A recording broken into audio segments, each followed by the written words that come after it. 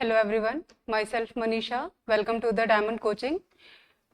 इससे पहले हमने डिस्कस किया है 2020 के दो पार्ट, मतलब 2020 प्रीवियस ईयर पेपर के क्लैट के जो हमने सॉल्व किए थे लॉजिकल रीजनिंग वाले।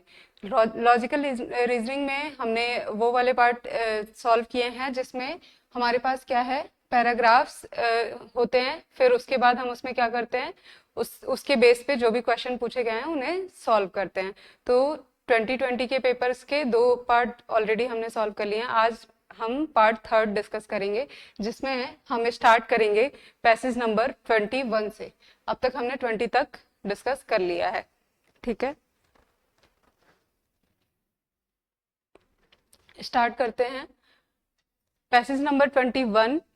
ये जो पैसेज है ये है एक्स पोस्ट फैक्टो लॉ के बेसिस पे। एक्स पोस्ट फैक्टो लॉ वो होता है जो क्या करता है, कुछ पेनाल्टी को इंक्रीज करता है या फिर इम्पोज करता है किसी भी पर्सन को उस डेट पे जब जो एक्ट क्या है ऑलरेडी डन है, या फिर increases the penalty of such act, या तो उस पेनाल्टी को इम्पोज कर देता है, कन्विक्शन कर लेता है जिसको ऑलरेडी किया जा चुका है या फिर आगे होगा। तो देखते हैं, in other word x post facto law imposes penalties retrospectively. Mainly अगर देखें तो एक्स पोस्ट फैक्टो लॉ जो होते हैं वो पेनाल्टीज को क्या करते हैं, रिट्रोस्पेक्टिवली इफेक्ट में लाते हैं, मतलब पीछे के एक्ट पे भी कर सकते हैं। अब देखते हैं फॉर एग्जांपल, जैसे कि डाउरी प्रोहिबिशन एक्ट जो है हमारा 1961 का है और ये क्या करता है, 20 मई 1961 को ये इन्फोर्स में आया। लेकिन अगर कोई पर्सन है जो डाउरी एक्सेप्ट कर लिया था, is punishable under the act after this. अगर उसने वो ऑलरेडी गिल्टी है डाउरी एक्सेप्ट करने का, एंड नॉट बिफोर 1961, मतलब कि 20 मई 1961 के बाद कोई भी पर्सन अगर डाउरी को एक्सेप्ट करता है तो वो क्या होगा, उसका गिल्टी होगा, उसके बाद का नहीं। अब एक्स पोस्ट फैक्टो लॉ को इसमें तीन पार्ट बताए हैं इसने कि तीन पार्ट में एक्स पोस्ट फैक्टो लॉ काम करता है। फर्स्ट, डिक्लेयर करता है किसी भी एक्ट या ओमिशन को जो कि फर्स्ट टाइम, मतलब किसी भी एक्ट को फर्स्ट टाइम ये ऑफेंस डिक्लेयर करता है after the completion of the act और ओमिशन। सेकेंड पार्ट इसका है कि ये एनहांस करता है पनिशमेंट या पेनाल्टी को, कब, किसी भी ऑफेंस के लिए subsequent to the commission of that offence, जब ऑफेंस कमिट हुआ उसके बाद। नेक्स्ट आते हैं, a law which is prescribe a new और डिफरेंट प्रोसीजर। थर्ड सिचुएशन ये है कि एक्स पोस्ट फैक्टो लॉ में क्या होता है कि वो क्या कर देता है, कोई नया लॉ प्रोसीजर बता देता है। अब इसके जो हमारा आर्टिकल 20 है उसका क्लॉज 1 जो है वो डील करता है किससे, एक्स पोस्ट फैक्टो लॉ से। इसमें आर्टिकल 21 जो है वो प्रोवाइड करता है, no person shall be convicted of an offence for violation of in force at the time of commission of act charged as an offence, nor be subjected to penalty greater than that which might have been inflicted under the law in force at the time of commission of the offence।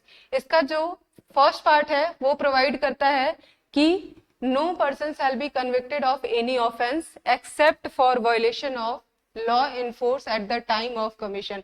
अगर जो act commit हुआ है उसे prohibit करने के लिए उस time पे कोई लॉ नहीं था तो उसे हम पनिश नहीं कर सकते, ठीक।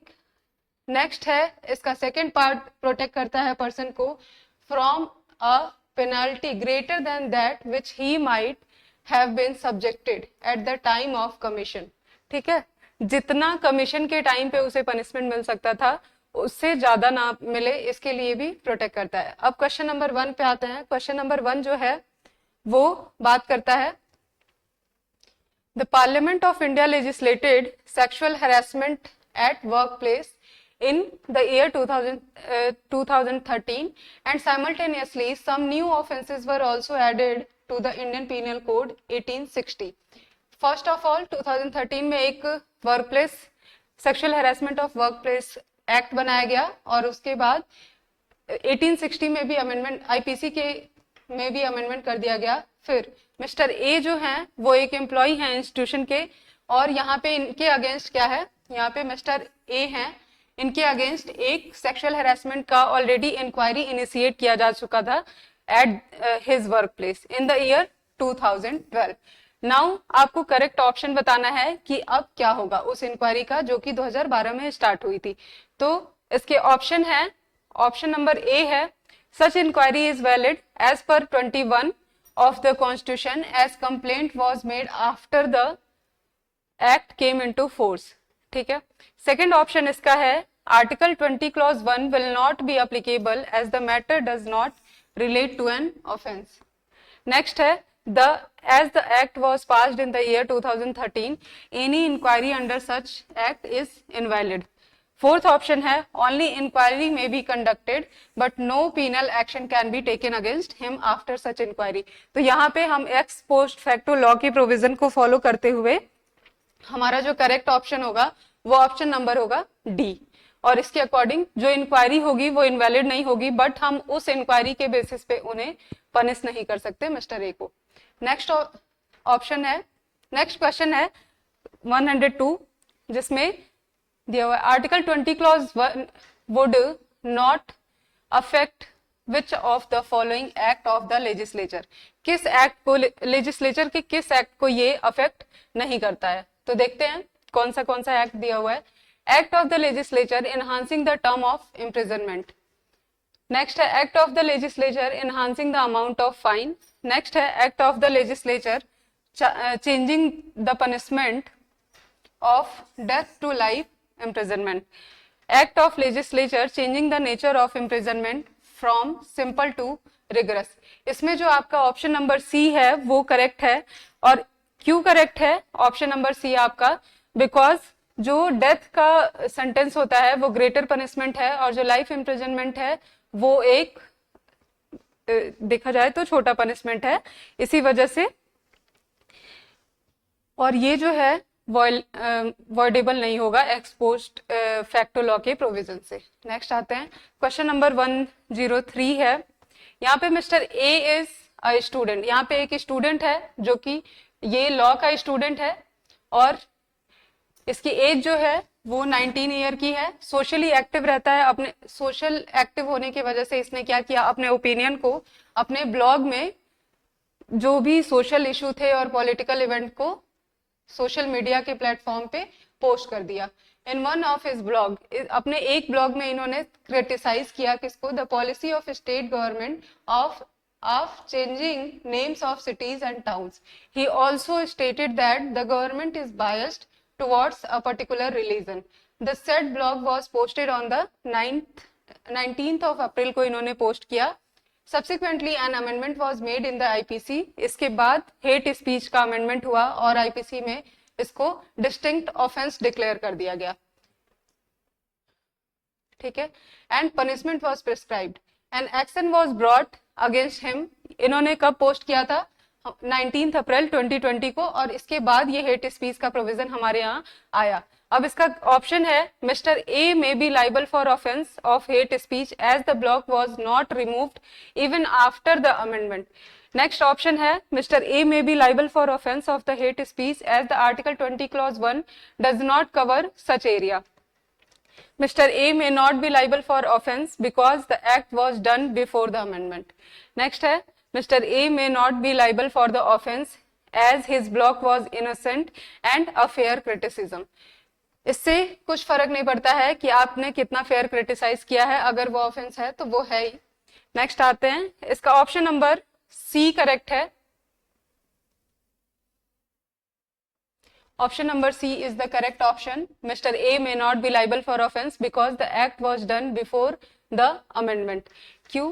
क्योंकि जो एक्ट इन्होंने कमिट किया था वो तब ऑफेंस नहीं था जब इन्होंने कमिट किया था, उसके बाद ये एक न्यू ऑफेंस बना तो ये लाइबल नहीं होंगे। नेक्स्ट है, सेम फैक्ट पे एक पार्लियामेंट ने पास किया एक एक्ट लेजिस्लेशन में in September 2020 whereby amendment is made to the juvenile act, और उसमें बताया कि person who is below the age of 20 would be juvenile and special procedure would be followed for his trial. अब ये third clause में आता है जो एक्स पोस्ट फैक्टो लॉ का 3 प्रिंसिपल हैं, उसके 3rd प्रिंसिपल में आता है कि कोई नया लॉ बनता है और वो क्या करता है, प्रोसीजर बताता है different.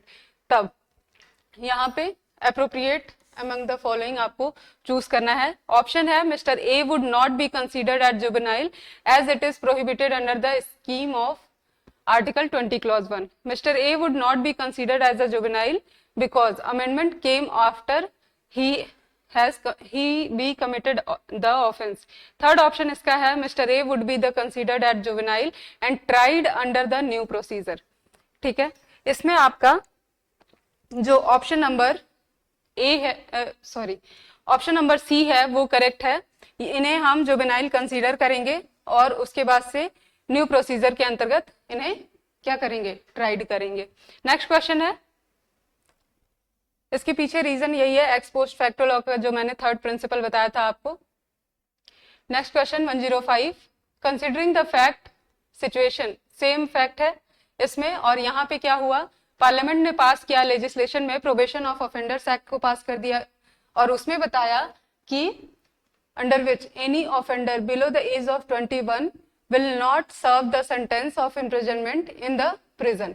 Instead, he will serve the sentence in the probation house. Now choose the most appropriate. अब ये है कि इसमें इन्होंने probation of offender में एज लिमिट बता दी 21 और हमारे क्वेश्चन में जो एज है वो 19 ईयर का है। So Mr. A will get the benefit of probation of offenders act. Next option है Mr. A will not get the benefit of probation of offender act because ये जो है prohibited by 20 clause 1 है। It is a discretion of Mr. A to decide whether he wants such benefits or not.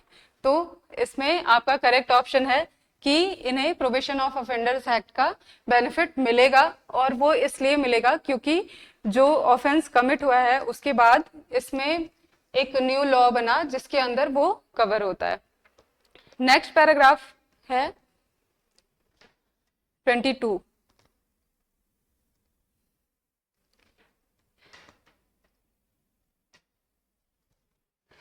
ये paragraph जो है journalism के principal के बारे में है और इसमें एक रीडर हैं जो बताते हैं। इस पैराग्राफ को हमें पूरा पढ़ना पड़ेगा और वो इस वजह से बिकॉज इसमें जितने भी क्वेश्चन सॉल्व हुए हैं वो सारे के सारे इस पैराग्राफ के बेसिस पे ही सॉल्व हुए हैं। तो इसमें आप वीडियो पॉज करके इस पूरे पैराग्राफ को पढ़ सकते हैं। यहाँ पे है एक रीडर है जो क्या करता है, वॉन्डर्ड है whether my reading of the crisis in the news media is about journalism or about the news industry. जो वो पढ़ रहा है वो न्यूज इंडिया जर्नलिज्म है और about news industry. Though the fortune of news industry have a bearing on journalism, there is indeed a difference between looking at issues that govern journalism and the factors that contribute to the financial stress of the media industry. Over the last few years, I have been discussing the impact of digitalization on journalism. The pandemic has accelerated the process of digital transformation. जब pandemic आया था तो हम सब digital हो गए थे और उसके बाद ही हमने डिजिटलाइजेशन के मतलब बेनिफिट्स को और लॉसेस दोनों को ही देखा है। तो उसी की ये बात कर रहा है। Therefore, these issues need close scrutiny. One of the defining element of the analog journalism was the way two crucial function of journalism, bearing witnesses and making the sense complemented each other and help people make informed choice. When I talked about the strength of the analog, I am neither romanticizing the past nor am I a ludite. Most importantly, I do not believe in the nostalgia. Many scholars have established how rose-colored glasses always lead to an unfair distortion looking back on the best of the past while comparing it to the worst of the present. Hence, when I talked about the digital information news environment, I am talking about how there needs to be a conducive atmosphere for credible information to resonate. disinformation, यहाँ पे ये part जो है, एक तो ये reader जो है वो जर्नलिज्म की बात कर रहा है, सेकंड पार्ट हम इसे कॉन्ट्रैक्ट से डील कर सकते हैं। यहाँ पे डिस इन्फॉर्मेशन की बात हुई है, माल इन्फॉर्मेशन की बात हुई है, distinction in the mind of the citizen की बात हुई है, ठीक है। Editor and journalist have to contended with a new breed of susceptic. These are the people who trust social media forward more than evidence-based, data-driven journalism. Their confirmation bias flows from encrypted social media platform that are full of conspiracy theories. यहाँ पे एक conspiracy theories की भी बात की गई है। Next आते हैं, क्वेश्चन नंबर 106 जो है वो है which of the following conveys the main idea expressed by the passage. जो पैसेज में आपने देखा उसमें मेन आइडिया क्या था, those who subscribe to newspaper are sceptics, those who subscribe to the newspaper and news channel often contribute to distortion of the truth, social media journalism distorts the truth, all of the above। आपका option number C correct है इसमें कि social media journalism जो है वो क्या है, distorts the truth. Social media पे कोई भी पर्सन अपने व्यूज को कैसे भी रख देता है, उसकी ऑथेंटिसिटी नहीं होती है, इस वजह से वो क्या कर देता है, ट्रूथ को डिस्टॉर्ट कर देता है, जो जर्नलिस्ट है वो अपने पैसेज में कहना चाह रहा था। नेक्स्ट क्वेश्चन है हमारा 107 जिसमें ये बात कही गई है, in this line hence when I talked about the digital information news environment I am talking about how there need to be a conducive atmosphere for credible information to resonate with the people. The author assumed that। इसे कहते वक्त author क्या assume करना चाहता था, तो यहाँ पे फर्स्ट है कि digital news is neither evidence based not data driven, जो कि सीधे आपकी पैसेज में लिखा हुआ था। नेक्स्ट है digital journalism does not help people in making inform choices, ठीक है। इसमें आपका ऑप्शन नंबर सी करेक्ट है। ये दोनों बातों को जो ऑथर है वो एज्यूम कर रहा था in stating the criminal conspiracy concept, और उसका कहना था कि जो डिजिटल जर्नलिज्म है वो मतलब इसमें बेसिक एक्सप्लेनेशन की जरूरत नहीं है, सीधे ये प्लेन आप पैसेज रीड करके देख सकते हैं। नेक्स्ट है 108 which of the following strengthens the author argument. इसमें से कौन सा पहला है, conspiracy theories have become an alternative truth, the pandemic is the only reason behind the dependence of people on the social media. Next आते हैं the news industry is witnessing the tremendous change. D option है none of the above. इसमें आपका जो correct option है वो है conspiracy theories have become an alternative truth, जिसको प्लेनली अगर देखें तो इस कॉन्स्पिरेसी थियरी को जो ऑथर है वो अपने पैसेज में डील किया है कि ये कॉन्स्पिरेसी थियरी जो होती है वो flows from the encrypted social media, ठीक है, एंड ये जो होती है फुल ऑफ, मतलब अगर देखें तो इनका कंफर्मेशन बायस जो होता है वो नहीं है, इसी वजह से ये थियरी जो है वो अल्टरनेटिव ट्रुथ है कि सोशल मीडिया से जितने भी इंफॉर्मेशन मिल रहे हैं वो करेक्ट तो नहीं है, और कुछ करेक्ट है भी तो उनकी कोई ऑथेंटिसिटी मतलब प्रूव नहीं है और आप क्लेम भी उतना नहीं कर सकते। नेक्स्ट है 109 what does the author indicate when he quotes the rose coloured grey always lead to unfair distortion. यहाँ पे अनफेयर डिस्टॉर्शन के इसका ये जो रोज कलर्ड है ये ग्रे जेड कलर ग्लासेस का एंटोनिम्स है, और इसका मीनिंग होता है कि कोई भी किसी भी चीज का कोई पॉजिटिव इम्पैक्ट देखना, और ये इसका मतलब होता है कि पॉजिटिव इम्पैक्ट देखना, जबकि जो जेड कलर ग्लासेस हैं उसका मीन्स है कि नेगेटिव इम्पैक्ट। तो यहाँ पे ऑप्शन है digital journalism is twisted, authors means to say that he does not have any disproportionate bias for analog journalism, rosy picture of every news cannot be created। D है all of the above। इसका जो correct option है वो आपका B है कि author का कहना था कि he does not have any disproportion bias for analog journalism। Next question है the author has severely targeted and criticize which one of the following factors of the digital journalism. इसने digital journalism को क्यों criticise किया, उसके पीछे reason है social outreach, next है आपका क्रेडिबिलिटी ऑफ इंफॉर्मेशन, थर्ड है lack of information, D is none of the above. इसका जो करेक्ट ऑप्शन है वो है आपका option number B, that is credibility of information. यहाँ पे जो भी इंफॉर्मेशन इन्फॉर्मर है वो आपको क्रेडिबिलिटी नहीं बताता कि उसने उस इंफॉर्मेशन को क्या किया है। और ये आप देख सकते हैं जो पैराग्राफ था, literature on miss information, mall information and mall information reveals a new distinction in the mind of the citizen. ठीक है, नेक्स्ट ऑप्शन है, नेक्स्ट पैसेज है जो कि पैसेज नंबर 23। यहाँ पे एक मिकाएल गोर्बाचेव थे, इन्होंने लॉन्च किया an ill fated anti alcohol campaign in the Soviet Union. And anti alcohol campaign had beneficial public health. अगर हम देखें तो कोई भी अगर हम एंटी अल्कोहल कैंपेन चलाते हैं तो वो पब्लिक हेल्थ के लिए तो अच्छा है, बट इसके अकॉर्डिंग ये है कि ये स्टेट्स के रेवेन्यू को इफेक्ट करता है।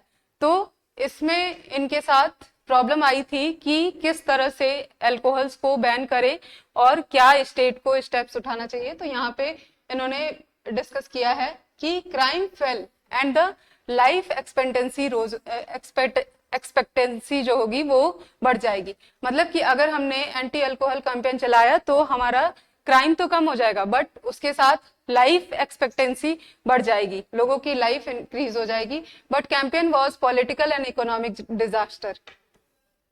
Gorbachev forgot that addiction of the state to alcohol revenue was even more incurable than the addiction of some citizen to alcohol itself. यहाँ पे इस पैराग्राफ को आप डिटेल पढ़ सकते हैं और यहाँ पे इन्होंने कुछ क्वेश्चंस दे रखे हैं जिसको इसके बेसिस पे सॉल्व करना है, और हम जब सॉल्व करेंगे तो पूरा पैराग्राफ समझ आ जाएगा। क्वेश्चन नंबर 111 जो है ये है, in the above passage the author uses a an to strengthen his argument. इसका इन्होंने ऑप्शन दिया है, फर्स्ट है मेटाफर, सेकंड है एनालॉजी, थर्ड है पर्सोनिफिकेशन। तो जो इन्होंने एंटी स्कैम मतलब एंटी अल्कोहल कैंपेन जो है उसको कंपेयर किया था सोवियत यूनियन से, और जो एनालॉजी होती है विच मीन्स की कंपेयरिंग समथिंग फ्रॉम, ठीक है, एनालॉजी का मतलब ही यही होता है कि कंपेयर द, इन्होंने क्या किया, सोवियत जो यूएसएसआर था उसको कंपेयर किया मॉडर्न डे इंडिया से इन टर्म ऑफ प्रोहिबिशन में, और इसी वजह से हम इसे क्या कहेंगे, ये जो थी एक तरह की एनालॉजी थी।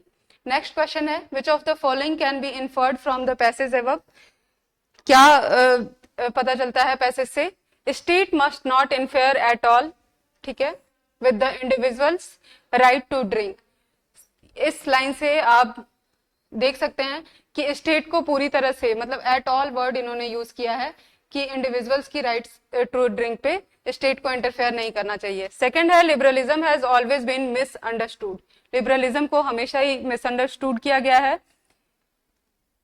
थर्ड ऑप्शन है, it is very difficult to discuss to the personal freedom of individual with rationality in India. Fourth option है, नन ऑफ द एबव। इसका करेक्ट ऑप्शन आपका है ऑप्शन नंबर डी, और ये क्यों है कि ये तीनों ही ऑप्शन जो हैं वो सही नहीं है। स्टेट को कोई भी अगर हमें फंडामेंटल राइट मिलता है तो उसे हम सर्टेन रिस्ट्रिक्शन के साथ पाते हैं। जैसे हमारे पास कॉन्स्टिट्यूशन में जितने भी फंडामेंटल राइट हैं उसमें हमारे पास कुछ ना कुछ रिजनेबल रिस्ट्रिक्शन हैं। जैसे कि आर्टिकल 19 में जो हमारे पास freedom of speech and expression है उसके अकॉर्डिंग हमारे पास कुछ रिस्ट्रिक्शन है जिसमें हम अपने उस राइट को एंजॉय नहीं कर सकते। यहाँ पे आता है क्वेश्चन नंबर 13 जिसमें ये कहता है कि विच of the following statement weakens the argument that moralism or alcohol cannot be the basis of state policy. इसमें हम देखेंगे state should not interfere with the people's right to drink, but there will be a backlash of if drinking takes form that inflict the greater social harm. B है freedom should not be divorced from moderation. C option है state should not interfere in the matter of sexuality or intimacy, but norms of the freedom if of the expression of sexuality are consistently degrading or violent, as we have seen in the locker room scandals. D है all of the above. इसका correct option है D. इसमें ये है कि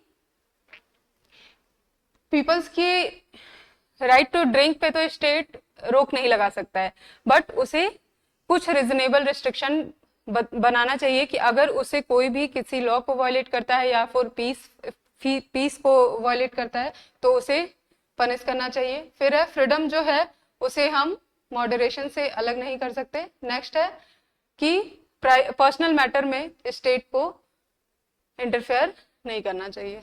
next आता है which of the following is true. इसका करेक्ट ऑप्शन जो है डी है.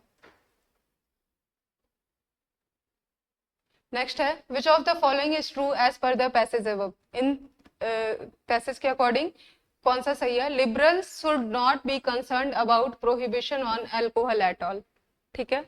नेक्स्ट ऑप्शन है moralism should be based on the justification ideals. Moralism must not be basis of any state action. D option है all of the above. इसका जो correct option है वो ये है कि moralism should be based on the justification on the ideals. और इसके पीछे रीजन क्या है कि मोरलिज्म को हम क्यों ऐसे, बिकॉज स्टेट एक्शन जो है, एक मिनट, स्टेट्स का जो एक्शन होता है ये आप किसी भी चीज पे मोरालिटी अगर डिसाइड करते हैं तो उसका कोई ना कोई रीजनेबल रिस्ट्रिक्शन रीजनेबिलिटी देनी पड़ती है. और दूसरा चीज ये होता है कि मोरल जो है वो place to place morality differ करती है. मोरालिटी बाइंडिंग नहीं है, इस वजह से जस्टिफिएबल आइडियल्स होने चाहिए. नेक्स्ट है according to the passage which of the following could be part of state policy to regulate alcohol use in India. इसमें इसने 4 पॉइंट्स दे रखे हैं जिसमें बताया है कि क्या स्टेट्स की पॉलिसी होनी चाहिए थी. तो फर्स्ट है ban on alcohol shop. Second है education on intelligent drinking. Regulating outlet density of alcohol shops. इसके बाद है कम्युनिटी इंटरवेंशन पॉलिसी. इसमें जो है आपको ऑप्शन नंबर पे बताना है कि कौन कौन से करेक्ट हैं इसमें. तो ऑप्शन 1 है 1, 2 एंड 3. सेकंड है 2 एंड 4. थर्ड है 2, 3 एंड 4. Fourth is 1, 2, 3, 4. तो इसमें complete ban on alcohol shops जो है ये नहीं कर सकता, बट ये जो है 3, 2, 3 एंड 4 जो है वो स्टेट अप्लाई कर सकता है अल्कोहल की रिगार्डिंग. और इसलिए हमारा ऑप्शन नंबर सी जो होगा वो करेक्ट ऑप्शन होगा. तो ये रहा हमारा पैसेज नंबर जो भी 23 जिसे हमने अभी डिस्कस किया है. इसके बाद हम नेक्स्ट लेक्चर में डिस्कस करेंगे. और अभी तक इस पूरे क्लास से कोई भी डाउट हो तो आप इस पे कमेंट कर सकते हैं और मैं उसका आंसर नेक्स्ट क्लास में दे दूंगी. Thank you.